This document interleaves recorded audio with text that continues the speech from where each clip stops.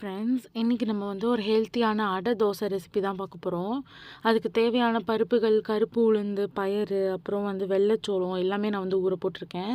இதோடைய மெஷர்மெண்ட்ஸ்லாம் நான் வந்து லாஸ்ட்டில் தெளிவாக சொல்கிறேன். இப்போ அது கூட அவியல் பண்ணலான்னு சொல்லிட்டு வாழைக்காய், பரங்கிக்காய், கேரட், பீன்ஸு, அப்புறம் ஒரு சவுச்சவ் இருந்துச்சு. அது எல்லாத்தையும் வந்து நல்லா வந்து கட் பண்ணிவிட்டு உப்பு போட்டு கொஞ்சமாக தண்ணி ஊற்றி இந்த மாதிரி அடுப்பில் வேக வச்சுக்கலாம். ஒரு சின்ன பீஸ் மாங்காவும் நான் வந்து நறுக்கி போட்டிருந்தேன். ஸோ தேங்காவும் பச்சை மிளகாவும் அரைச்சி அதில் போட்டு அதை வேக விட்டுட்டோம்னா அவியல் ரெடி. சூடு ஆறுனதுக்கப்புறம் தயிர் போட்டு மிக்ஸ் பண்ணிக்கலாம். அவ்வளோதான் ஃப்ரெண்ட்ஸ். இப்போ வந்து அடை தோசைக்கு அரைக்க போகிறோம். ஒரு 8லேருந்து 10 மிளகா, கொஞ்சம் கருவேப்பிலை, உப்பு எல்லாத்தையும் போட்டு கடைசியாக பெருங்காயத்தூள் போட்டு நல்லா வந்து மிக்ஸ் பண்ணிக்கோங்க.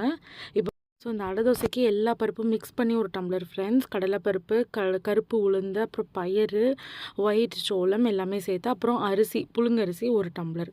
இவ்வளோ தான் ஃப்ரெண்ட்ஸ் நான் ஆட் பண்ணியிருக்கேன். இதை அரைச்சி ட்ரை பண்ணி பாருங்கள் ஃப்ரெண்ட்ஸ்.